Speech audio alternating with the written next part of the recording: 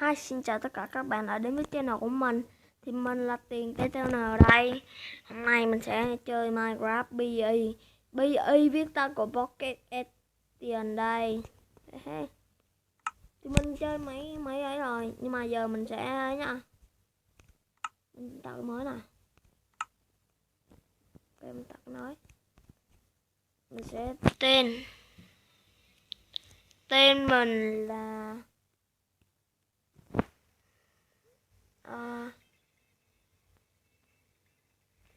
T T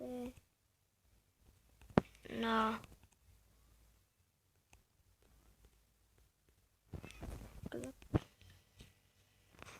Ok. Number mình chơi là mình chơi là number nha. Number. Là mình không biết cái gì hết. Wait nào. Vô chơi nào. Thì mình cắt đoạn. Thì mình đã cắt một đoạn vôi luôn. Không có chơi nhờ. Đấy.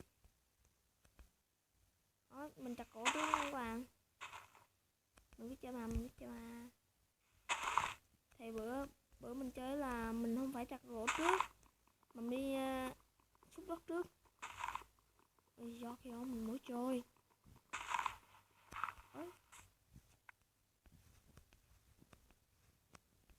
Có chơi các bạn ơi.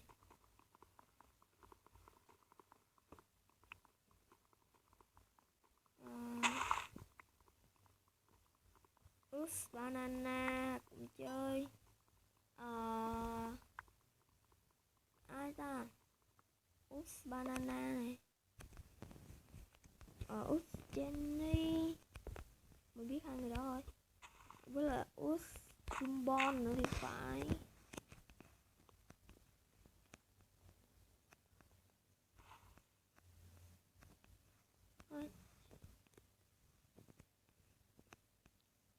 Mình sẽ đọc.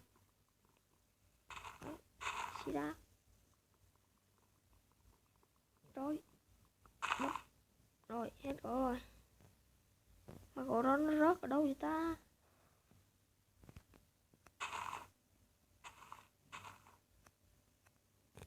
Không biết nó rớt ở đâu cả. Chạy đi. Mình sẽ đi qua đây.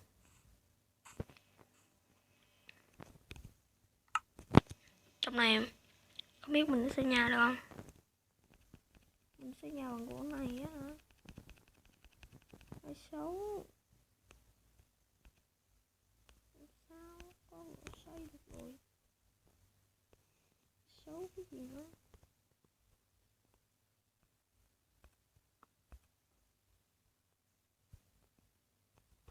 Ok, em một cái rìu. Một cái cốp.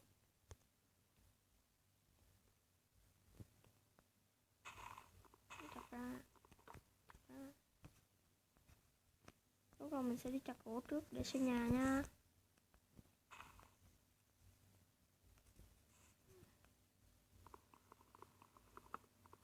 Xây nhà xong mình đi đào ấy. Sắt kim cương đồ.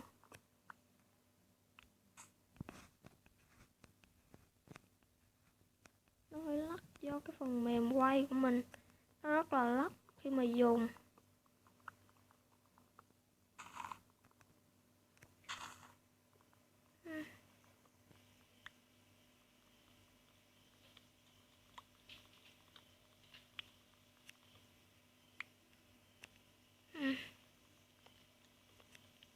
Cái cây này to nha.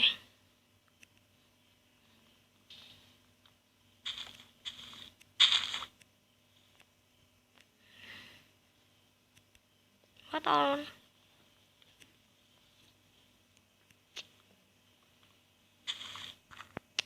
Khá là lắc nên là mình di chuyển nó có được.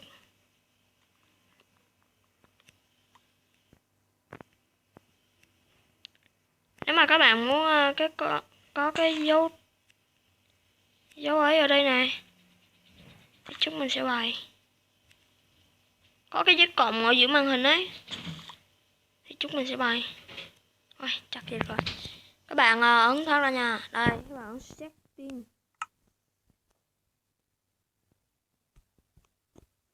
bạn ơi.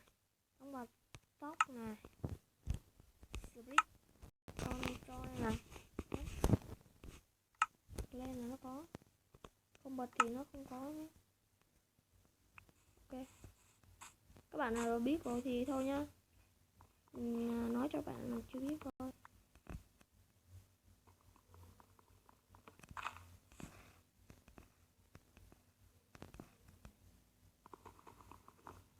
Cái này tối.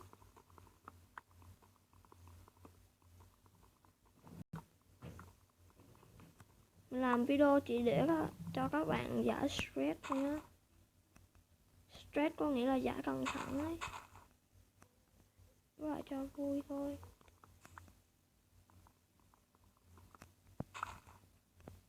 Làm một video rất là mệt nha các bạn, không phải là không mệt đâu, cho các bạn thử làm đi. Mình làm khá là nhiều, nếu mà sai, nếu mà lộn thì mình phải xóa video đó làm lại, hoặc là mình dùng cái phần mềm gì đó cắt gì đó. Mình nói diêu hấu này các bạn,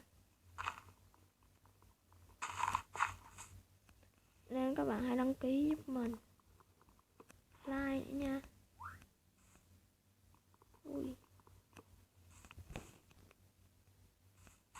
Ui, con gì đây ta, con gì vậy, con gì đây ta, con vẹt à? Vẹt vẹt vẹt vẹt vẹt vẹt.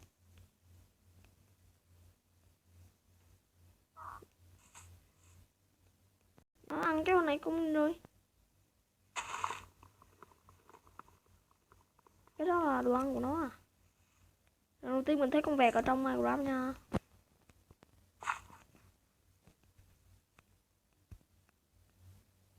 Lần đầu tiên mình thấy nha.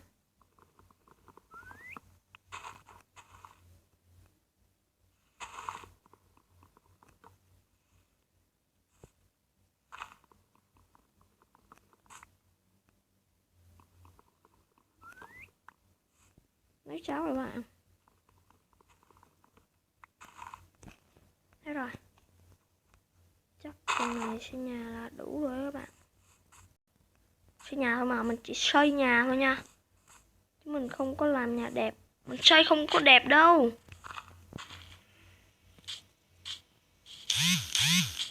Đấy. Facebook.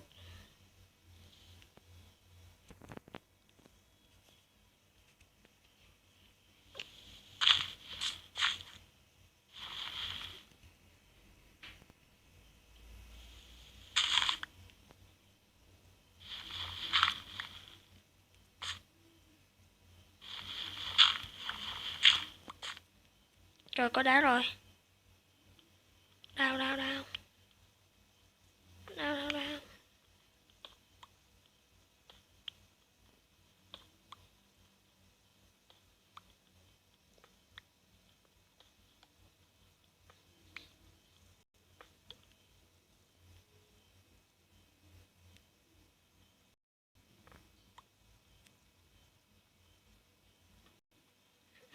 Rất là lá. Tối.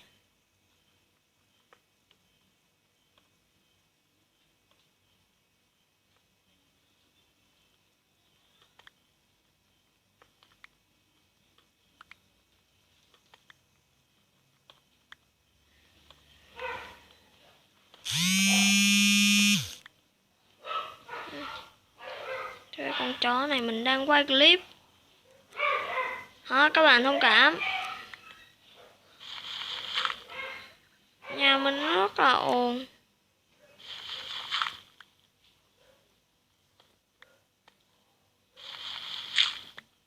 Đây cục đập đá.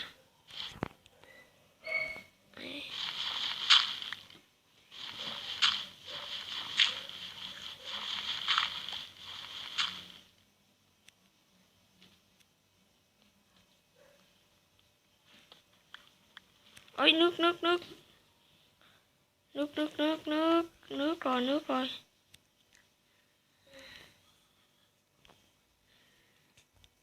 Thôi mình nhảy lên thôi.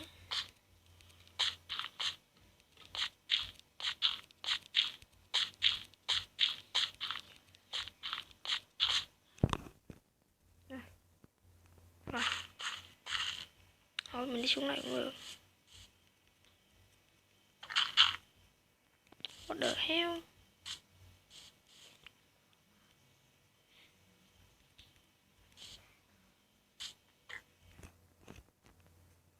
Trời ơi, con heo này trâu thiệt nha. Mày đứng im coi con heo này.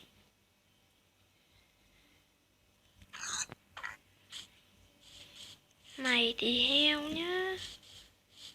Xây nhà ở đâu đây? Xây nhà ở đây nhá. Cái thôi, xây nhà ở đây. Mình sẽ xây nhà ở đây. Chắc mình được hơn một phát nha. Hơn nha. Ok, mình sẽ đặt cao cao lên.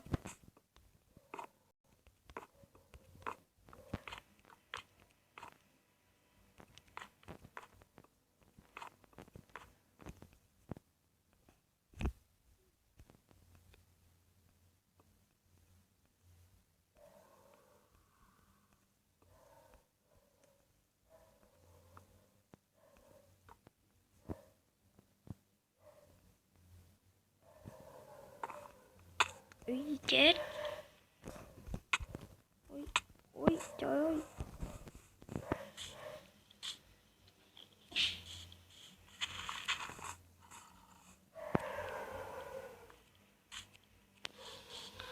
Ripper kìa trời.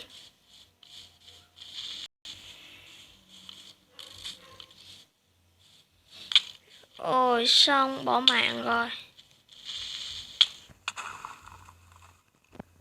Ai. Thôi tập 1 của Minecraft, series Minecraft của mình đến đây là kết thúc rồi. Các bạn nhớ subscribe và like giùm mình nha. Bye bạn.